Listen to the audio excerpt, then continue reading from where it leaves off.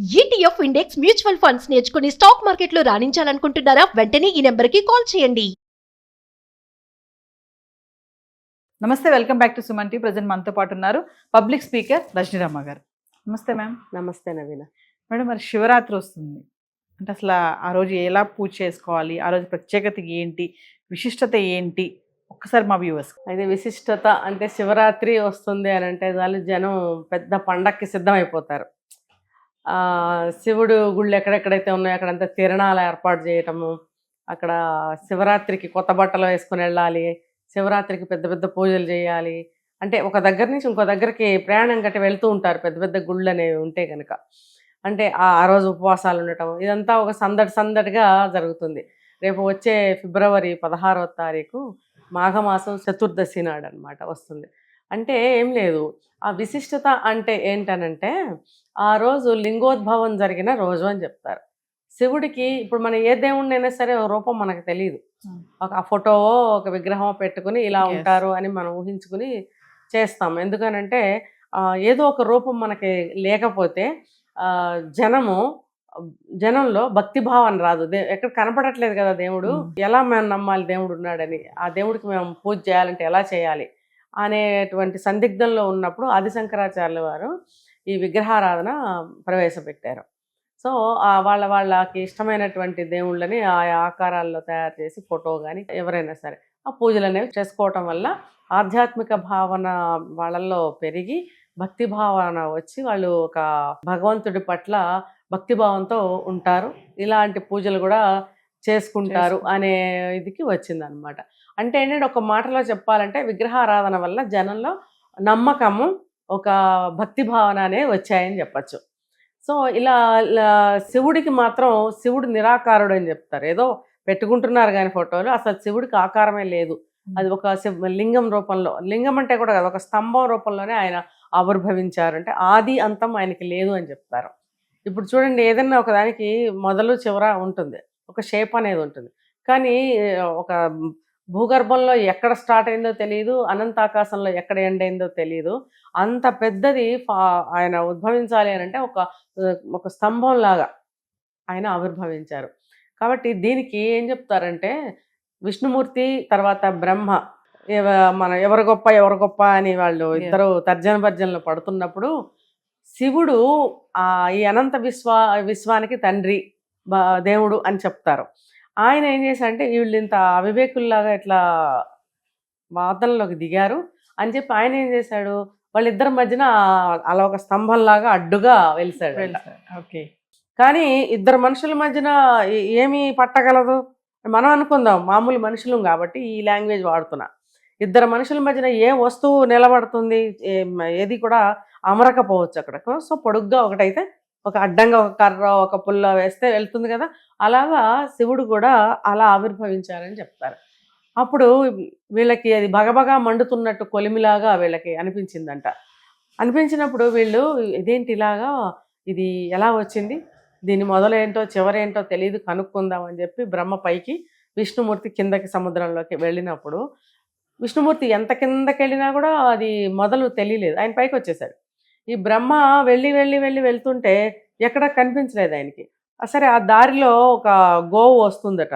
వస్తున్నప్పుడు ఆ గోవుని ఇదేంటి దీన్ని మొదలు ఎక్కడన్నా చూసావా, దీని చివర అంటే చివర ఎక్కడన్నా చూసావా అంటే మరి అది నిజం చెప్పాలా అబద్ధం చెప్పాలా తెలియని సంకటంలో తలతోటేమో ఇలా తోకతోటేమో ఇలా అందట అని వెళ్ళిపోయింది. అలాగే మొగలి పువ్వు కూడా దానికి వచ్చిన సాయిగలతోటి అది కూడా చెప్పి వెళ్ళిపోయింది, చూశాను అని చెప్పి. దాంతో తర్వాత ఏమైందంటే శివుడు ప్రత్యక్షమయ్యి చెప్తాడనమాట, ఈయన నిజంగా దొరకకపోతే దొరకలేదని చెప్పి వచ్చేసాడు విష్ణుమూర్తి. ఈయనేమో నేను చూశానని చెప్పి అబద్ధం చెప్పాడు కాబట్టి బ్రహ్మకి ఎక్కడా కూడా పూజలు జరగవు, బ్రహ్మకి గుడులు అంటూ లేవు అసలు. ఒకటి ఉంది రాజస్థాన్లో, పుష్కర్ అని చెప్పి ఉంది, అక్కడ ఒక్క చోట మాత్రం బ్రహ్మ గుడి ఉంది, ఎందుకుందో మనకు తెలియదు. మరి విష్ణుమూర్తికి మాత్రం ఎక్కడ చూసినా ప్రపంచవ్యాప్తంగా గుడులు ఉన్నాయి. మరి అదేవిధంగా ఈ మొగలి పువ్వు, ఆ మొగలి పువ్వు కూడా ఎక్కడా కూడా పూజల్లో పెట్టరు, అది ఊరికే అలంకారాల్లోకి మనుషులు వాడుకుంటాము, సెంట్స్లోకి వాటిల్లోకి వాడతారు. అలాగే ఈ ఆవుని కూడా ముందు భాగం పూజించడం, వెనక భాగం పూజించడానికి కారణం అది. అని శివుడు అలా వరం ఇచ్చాడనమాట. మరి ఈ మొగలి పువ్వు కూడా వేడుకుందంట, స్వామి మరి నన్ను ఎక్కడా లేకపోతే మరి నా బ్రతుకేంటి అని అడిగినప్పుడు, ఏదో ఒక రోజు మాత్రం నిన్ను వాడతారు అని అలా వెసులుబాటు కల్పించాడు. సో అక్కడ ఎక్కడో ఒక గుడిలో వాడతారు, శివాలయంలోనే అని చెప్పి మనం వింటున్నాం.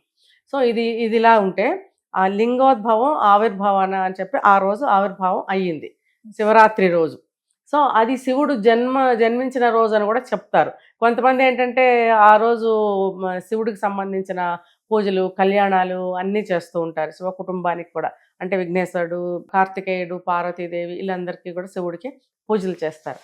సో ఇది ఆ రోజు శివరాత్రి యొక్క విశిష్టత అంటే ఇదన్నమాట. ఆ రోజు గుడికి వెళ్ళాలా మేడం? వెళ్తారా? గుడికి వెళ్ళాలా అంటే ఇంట్లో ఉన్నప్పుడు మనము ఉపవాసం ఉన్నాం అనుకోండి, సరిగ్గా ఉండలేం, అవి ఇవి చూస్తాం, ఆకళ్ళు వేస్తాయి. గుడికి వెళ్ళడం వల్ల ఏంటంటే అక్కడ చక్కగా పొద్దుటి నుంచి అంటే ఆ రోజు రాత్రి 12 గంటల సమయంలో లింగోద్భవం జరిగిందని చెప్పి చెప్తారు. సో అందుకని ఆ అర్ధరాత్రి వరకు కూడా పొద్దుటి నుంచి ఉపవాసం ఉంటూ ఉంటారు. ఈ ఉపవాసం ఉండేదానికి కూడా ఒక పద్ధతి ఉంది. ఎలా అంటే మనం చెప్పుకున్నాం గతంలో కూడా, అంటే దగ్గర, వాసం అంటే నివాసం ఉండటం, ఉపవాసం దేవుడికి దగ్గరగా ఉండటం అనేది. అంతేగాని తిండి తినకుండా ఏమి తాగకుండా ఊరికే పూజలు చేయమని కాదు. అలా అని చెప్పి తిండి తినటం అంటే అడ్డమైనవి తినటం కాదు. సాత్వికంగా, నీరసం వచ్చి కింద పడిపోకుండా సాత్వికంగా ఏమన్నా తీసుకోవచ్చు, లైట్గా తీసుకుని మనం దేవుడి యొక్క పూజలు కానీ, దేవుడి యొక్క పారాయణం కానీ, దేవుడి యొక్క జపం కానీ చేసుకుంటూ గడపాలి. సాయంత్రం పూజ చేసుకోవడానికి గాను ఉదయం నుంచి మనం ఇలాంటివి చేసుకుంటూ సాయంత్రం పూజకి ఏర్పాట్లు కూడా రెడీ చేసుకుంటూ ఉంటే మనకు ఆకలి దప్పులు ఉండవు. సో కొంచెం కొంచెం తినచ్చు. ఇంకా రాత్రంతా కూడా ఉపవాసం ఉంటారు. ఈ ఉపవాసం ఉండటం కోసము గుడికి వెళ్తారు చాలామంది. గుళ్ళో అయితే మనకి అక్కడ ఏవో భజనలు అవన్నీ జరుగుతూ ఉంటాయి. ఇది చెన్నైలో, మద్రాసులో చెప్పాలంటే ఇది చాలా ఫేమస్గా చేస్తారు ఈ పూజ. ముఖ్యంగా అక్కడ శివుడి పూజలు చాలా బాగా చేస్తారు. అభిషేకాలు కానీ, అక్కడ ఏ పూజ అయినా సరే.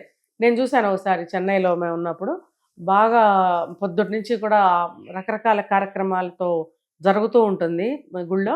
సాయంత్రం అయ్యేటప్పటికి ఒక పెద్ద డయాస్ ఏర్పాటు చేసి అక్కడ శివుడికి సంబంధించినటువంటి పిల్లల భరతనాట్యాలు, ఆ డాన్సులు ఉంటాయి కదా, అది మోహిని భస్మాసుర అని చెప్పి, తర్వాత దక్షయజ్ఞం అని చెప్పి, ఇలాంటివి థీమ్స్ పెట్టి నృత్య రూపకల్పన ఏదో చెప్తారు దాని పేరు.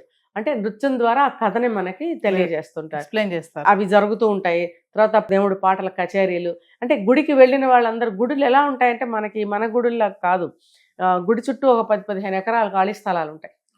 లాన్ లాగా పెంచుతారు. అక్కడే కూర్చుని వీళ్ళు భజన చేసుకుంటూ అవి చూస్తూ, వీళ్ళు చదువుకోవాలంటే ఏమన్నా చదువుకుంటూ దేవుడివి ఇలా గడుపుతూ ఉంటారు అర్ధరాత్రి అయ్యే వరకు కూడా.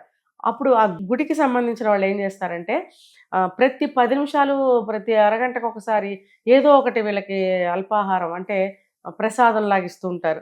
కాసేపు కొంచెం తీర్థం లాంటిది, తర్వాత శనగలు అని చెప్పి, కొంచెం అంత పులిహార అని చెప్పి, డ్రై ఫ్రూట్స్ అని చెప్పి, బాదం పాలు అని చెప్పి, కొంచెం ఎవరన్నా తాగేవాళ్ళు ఉంటే కొంచెం టీ అని చెప్పి, తెల్లవారులు ఇస్తూనే ఉంటారు.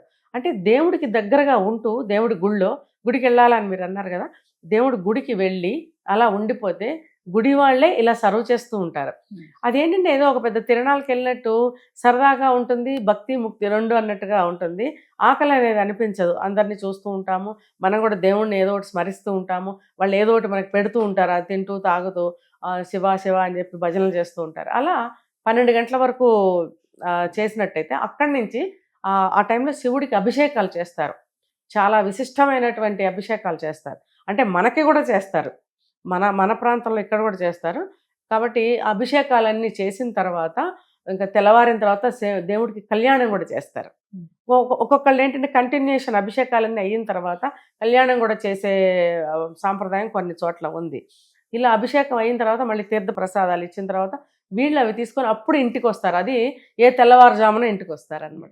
వచ్చి మళ్ళీ స్నానాలు చేసి మళ్ళీ ఒకసారి దేవుడికి పూజలు అవి చేసుకుని, ఏమన్నా ఎవరికన్నా దానాలు ఇచ్చుకోవాలన్నా, ఎవరికన్నా భోజనం పెట్టాలన్నా పెట్టుకుని అప్పుడు వీళ్ళు తింటారు అన్నమాట. అప్పుడు విరమించుకుంటారు ఉపవాసం అనేది.